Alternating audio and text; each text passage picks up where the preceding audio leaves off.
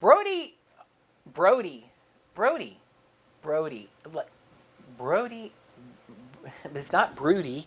I don't know.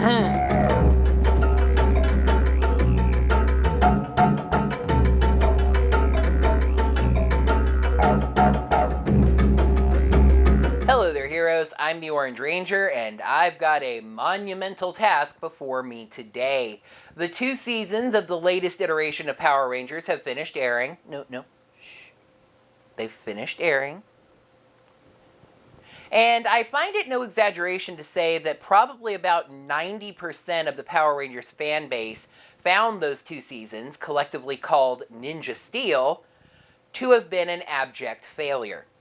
From the high of Power Rangers Dino Charge and the slightly lower high of Dino Supercharge, Ninja Steel bottomed the show right back out into its Super Megaforce days, but failing in entirely different ways than that failure. I'm basically going to be conducting the autopsy of the show in this video. Okay, yes, it's technically not dead yet, with the Christmas special The Poisey Show airing on December 1st. But really, do any of us expect that episode to add anything that would make me want to go back and redo this video? No. With that being said, dearly beloved, we gather here to say our goodbyes. Here she lies, no one knew her worth. The late great daughter of Haim Saban and Chip Lynn. Let's take a look at this summary of Power Rangers Ninja Steel. This video is going to be structured identically to my summary of Power Rangers Hyperforce. I'm going to start off with a summary of the overall story, then take a look at each of the characters, and finish up with some general pro and con conclusions. One thing that I will bring back from Dino Charge that I didn't actually do for Hyperforce is take a look at the score of each episode, although for Hyperforce that would have yielded an average well over 4.5, so I didn't see much of a point, and point out the high and low points of each season. Power Rangers Ninja Steel begins in the year 2007, presumably while the Operation Overdrive Rangers were off looking for a sword or something, I don't know. Dane Romero, the world's greatest and whitest ninja, is training his 2 sons Brody and Aiden in the ninja life when fate intervenes via a giant glass shuriken covered in metal crashing into his backyard. He takes it into his workshop and removes the outer metal casing, which came to be known as the eponymous Ninja Steel. Inside the giant glass shuriken, which was known as the Ninja Nexus Prism, was the Nexus Star, an artifact containing great power. But this is when fate took a twist, because when Dane freed the Nexus Star from the prism, it was detected by Galvanax, an intergalactic champion bent on accruing power. He comes to Earth with his generals, Madame Odious and Ripcon, to take it. Dane can sense that the prism has come to him for protection, so he refuses to give Galvanax the Nexus Star. Once again, it seems like it would have been better for it to have sought out the Power Rangers. I understand they were the Operation Overdrive Rangers, but still a lot better than just some ninja in a field somewhere. Anyway, Galvanax attacks him with a beam, but he holds up the Nexus Star in defense, which seems like a weird thing to do with something that you're protecting, and it morphs him into the Ninja Steel Red Ranger. This is actually another strange note I always thought, since the Nexus Star being, spoilers to the story, though most of us know it by now, made up of the 6 components of the Ninja Steel Rangers, represented by 6 different colors, together morph him into a single Red Ranger. Dane fights Galvanax and even seems ready to defeat him, but then Ripcon grabs his youngest son Brody, distracting him and allowing Galvanax to blast him. Galvanax grabs the Nexus Star and starts absorbing its power, but Dane, demorphed but still fighting, jumps up and slashes the star. Doing so shatters the star into 6 pieces in opposition to what normally happens when you slash something from top to bottom, and also awakens the Nexus Prism. It flies over, absorbing the pieces, and unbeknownst to us at the time, Dane as well. Apparently too weak to repair the Nexus star back into one piece, it instead turns each of the 6 pieces into ninja power stars. Galvanax tries to take the ninja power stars, but the prism prevents him from doing so. So he decides to just take the entire thing, and though Brody's older brother Aiden has disappeared, Brody himself is still around, so Ripcon grabs him to give the Warrior Dome a brand new human slave. 10 years later, Brody has grown up on the Warrior Dome with his friends Redbot, a red robot who we never actually learn the origins of, and Mick, an alien engineer with the ability to shapeshift whenever the plot demands it. We also find out how Galvanax decided to try and solve the problem of not being able to get the stars out of the prism by setting up a gladiatorial combat show called Galaxy Warriors, where 2 aliens fight to the death for the right to try and take stars from the prism. But in those 10 years, no champion has ever been able to actually take stars out. Madame Odious tells Galvanax that her spies, never resolved, told her that there is still ninja steel on Earth, which they could use to make their own power stars. Spoilers, one has to be either in control of the prism or on its good side to make power stars, because it's the prism that makes power stars. You can't just craft ninja steel into power stars, so that whole plot point was kind of worthless. However, this does work very conveniently with Brody's plans to escape because Earth just happens to be where he's from. So, the villain ship, called the Warrior Dome, I believe I've mentioned the Warrior Dome once or twice already, but I didn't necessarily point out that that is the alien ship and base of operations, travels to Earth, and Brody then snatches the prism and escapes the ship along with Mick and Redbot by jumping down a trash chute. Everything but Mick lands in the forest, attracting the attention of plucky inventor Sarah and nervous magician Preston. Mick lands closer to the city, having transformed himself into a ball of some kind of metal and changing his aerodynamics, I guess. Him attracting the attention of young couple, nature lover Haley, and automotive grease monkey Calvin. Basically, the exact same situation happens in the first 2 episodes for all 4 of the new characters. The prism ends up recognizing them all as worthy, allows them to take power stars, and they become the Ninja Steel Power Rangers alongside Brody.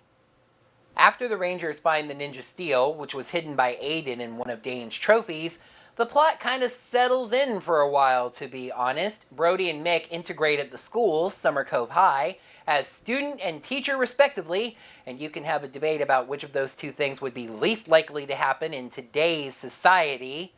They turn the painting section of their automotive shop into a base for the team. The Rangers deal with overconfident jock Victor and his muling nerd sidekick Monty during the day, and fight against monsters also during the day. Funny little side note, the Boom Comics did a 25th anniversary edition full of special stories.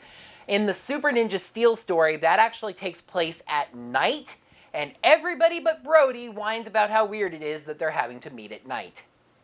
New auxiliary Zords were very quickly added to the mix, with the Rumble Tusk Zord, which looks like a green elephant, and the Astro Zord, which looks like a blue UFO. The plot jumps again near the halfway point, though really we get hints to it as early as the 2nd episode of the show, as we find out that Odious has a prisoner whose mind she's messing with without Galvanax knowing about any of it. Then, Brody's long-lost brother Aiden suddenly reappears. Coincidentally, at the same time, a famous country singer named Levi Weston shows up in Summer Cove, and at that point, Odious's prisoner escapes, and we find out that, oh, by the way, he's also the Ninja Steel Gold Ranger. However, it turned out that Aiden was not actually Aiden, but a robot made by Madame Odious to infiltrate the Rangers and hopefully steal their Ninja Steel. Which I will say again doesn't make any sense because you can't use the Ninja Steel without the Ninja Nexus Prism. The robot had all of the proper memories that one would test to establish a familial relationship, because Madame Odious stole them from the mind of her prisoner, who, as we know, is the Gold Ranger. So yes, it turns out that the Gold Ranger is in fact Levi Weston, and Levi Weston is in fact Aiden, Brody's brother.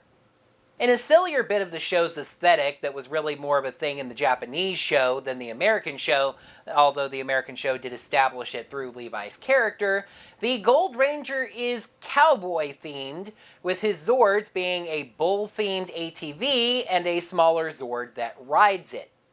Brody gets his admittedly Sentai-provided battleizer in a two-part episode where Princess Viera of the Lion Galaxy comes to Earth to prove her strength to her people by defeating the Power Rangers, having been goaded to do so by Galvanax. But then she realizes that, well, no, not even really that she was tricked, just that Galvanax is evil. To be honest, at that point, the Ninja Nexus Prism then sort of steals her things, giving Brody the Lionfire Star, which takes her armor, the Lionfire Armor, and also gives him access to the Lionfire Fortress Zord, which was her ship. The Lionfire Zord can form its own Megazord, as well as helping to create the Ninja Steel Ultra Zord. The finale of the first season, and yes, we're there already, sees Galvanax finally get off of his giant butt and attack on his own. Victor and Monty invent a magnet that accidentally takes all of the Rangers' stars, save for the power stars that let them morph. The two are kidnapped by the villains and forced to make a larger version of the same magnet by Madame Odious. Galvanax takes all of those stars that were taken and melts them down and drinks them, because apparently nothing will make you stronger than adding metal to your stomach. However, Odious had been plotting and scheming against Galvanax the entire time behind his back, see Levi, for example, and she ends up using the magnet to, well, really it should have ripped the Ninja Steel out of Galvanax's skin, but what it actually did was made him weaker somehow, allowing the Rangers to destroy him. However, as fate would have it, it also drew in a meteor near Earth that contained the next season's plot MacGuffin, Ninja Super Steel, which knocked into the Warrior Dome and blasted it far, far away. I feel like there's something kind of important that I'm leaving out about that episode. Oh, right, yeah, so so Galvanax had captured all of the other Rangers and had their power stars, and told Brody to give up his power star or he'd kill the other Rangers. Brody was torn because if he did nothing, his friends would die, but if he gave Galvanax his power star, Galvanax basically wins because he could form the Nexus Star, etc., etc. So he chose the third option, which is to do exactly what his father had done, destroying the star, which splits it into 3 pieces, because apparently Ninja Steel can only split into multiples of 3, and drawing the attention of the Nexus Prism. It flies over, saves him as well as Mick, who also happened to be there, and then spits them right back out, along with his father, Dane, and all 3 of them were Ninja Steel Red Rangers. It was a pretty cool moment. However, this was a Neo Saban Power Ranger series, so it was time for Season 2, Power Rangers Super Ninja Steel. And yes, I will say it once again and point it out, the season, called Super Ninja Steel, revolved around the introduction and use of Ninja Super Steel. The reason that the season couldn't have just been called Ninja Super Steel, especially after we had a season called Dino Super Charge, has been lost to recorded history if it ever existed in the first place. The season starts with kind of a cool but weird random note as the villains from Power Rangers Dino Charge, Dino Supercharge arrive through a wormhole. Just as a very quick reminder, seeing as those aren't the seasons we're talking about, in the finale of Dino Supercharge, the villain's ship is sucked into a black hole, as is the entire Earth, but the Dino Charge Rangers went back in time and prevented those events from happening by destroying the villains. However, this version of the villains was protected from the time change by going through the wormhole, and really it's just a bunch of wibbly wobbly, timey-wimey stuff. Sledge's presence was required to basically kickstart the plot, actually fairly literally, as he finds the broken down Warrior Dome and tries to salvage the ship. However, Odious and Cosmo Royale, the host of the show, who I don't believe I've mentioned yet, survive the ship's wreck and tell him to back off. he agrees to fix up and repair the ship for them in exchange for the Ninja Super Steel, which Wrench told him was a very rare and valuable mineral, but he telling Odious that it's just a worthless pretty rock that Poisandra can add to her collection. Odious agrees to this arrangement, but then one of Sledge's bounty prisoners, named Badana, sneaks away and tells her that the metal is very valuable and ends up sneaking it away from Sledge before he leaves, staying with Badana in exchange for her freedom. Odious heads back to Earth, not knowing that the Ninja Steel Rangers are now powerless. Yes, the Ninja Nexus Prism used the last of its power to help the Rangers defeat Galvanax, all Ninja Steel, including their power stars, dissolving into sand, and the Nexus Prism turning black and cracked and believed to be dead. Odious arrives on Earth, captures the now former Rangers, finds the remains of the Prism, brings that back to life with magic, and takes control of it with magic, and dumps in some of the Super Steel. It's unclear what she was actually trying to accomplish. My headcanon is that she was trying to create an evil Power Star, and thus become an evil Ninja Steel Power Ranger, but we're never really going to find out, because the Rangers get free, interrupting the spell and freeing the Prism. In thanks, it uses that Super Steel to spit out brand new Power Stars for them, and resets everything basically right back to before the finale last season. Stop me if you've heard this one before, but after that, the plot settles in for a while. The Rangers get one new auxiliary Zord, the Sub-Surfer Zord, but the episode in which they get it upsets me so much that I'm not going to acknowledge how that actually happened. You can just find out for yourself. There's an arc, for lack of a better term, where a group of evil monsters called the Galactic Ninjas show up on Galaxy Warriors. The potential of a team of monsters that's basically a dark reflection of the Ninja Steel Rangers is immediately lost as the monsters attack one at a time. The only true plot purpose of the Galactic Ninjas was to provide Madame Odious with ninja medallions, which she was able to use to power a giant Zord she created, Foxitron, which led us to an honest-to-goodness hiatus cliffhanger, something that I'd only been begging for years. Foxitron beats the ever-loving crud out of the Rangers' Zords and disables them. 6 months of real time later, a trio of cloaked figures appear to the Rangers and clue them into the existence of the Blaze Zords, even telling them that history says that they unlock them, they just have to figure out how to go about doing that. How they end up unlocking these new Zords is not the world's in danger, we're the friggin' heroes, we need the swag. It's by showing compassion and helping people in their human lives, something that's actually a very key theme of this series, which I will get to later. Their compassion unlocks the Blaze Zords, which are actually very sweet-looking blue and orange Zords, giving them access to a new Megazord that puts Odious back in her place. Those 3 cloaked figures existed to dump us directly into the next episode, the 10th episode of the season, and the 25th anniversary episode for the franchise, Dimensions in Danger. They knew that the Rangers were destined to unlock the Blaze Zords because one of them was Wes, the Red Time Force Ranger, who obviously has access to future information. The other 2 were Gemma, RPM Ranger Operator Series Silver, and Coda, the Blue Dino Charge Ranger. Various Rangers are being kidnapped by Lord Draven,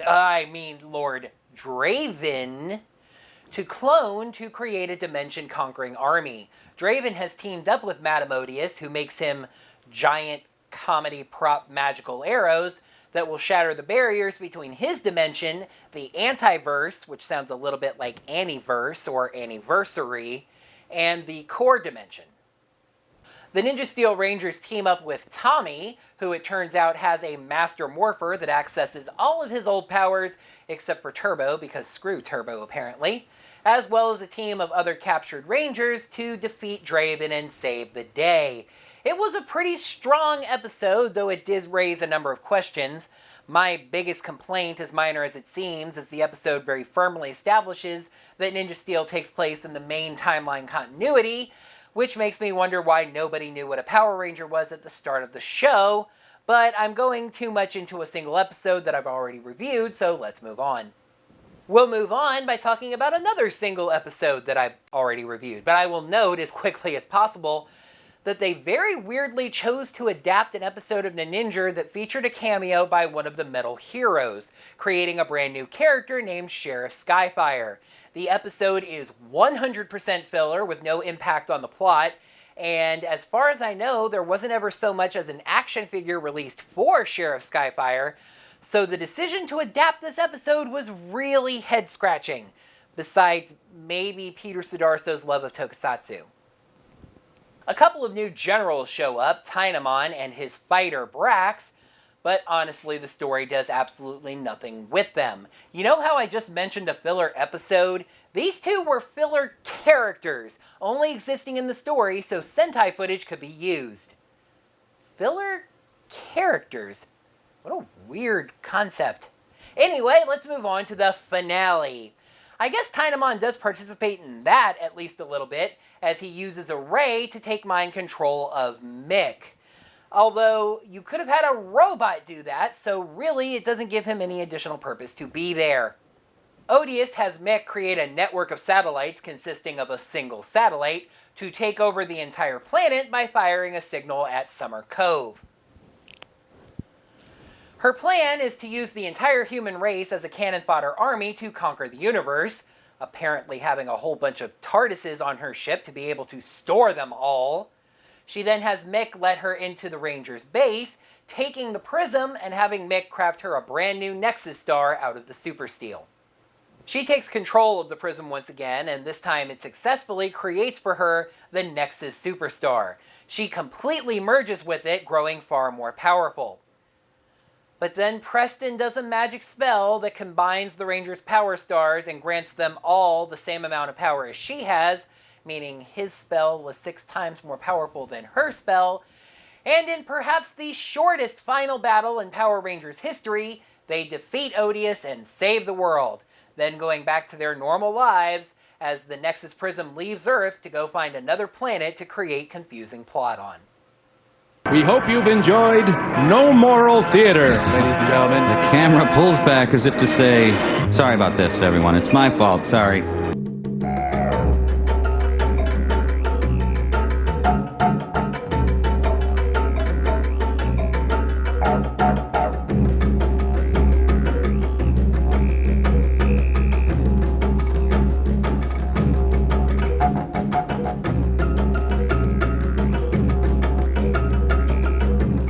The latest 2 seasons of Power Rangers, and I was ready to do this take, wasn't I? That about 90% or so of the Power Rangers found. So, here she, oh boy, and he came to get it. With his generals, an artifact containing great power that looked like a shuriken, yeah. But Ripcon grabs his younger son Brody and distracting him and allowing it's not like his name friggin' mattered. And Mick, an alien engineer with a say there are still and nervous magician Preston. Then other things happen. Complicated plot. The plot settles in for a while. The Rangers and fight Rangers. I wish they had fought some Rangers and lost. After the Rangers find the Ninja Steel, which was hidden by Aiden in oh god. The robot had all of the proper memories that one would test to establish a familial relationship. This is what happens when you ad-lib. The robot had all of the proper memories that you would test to establish a familial relationship because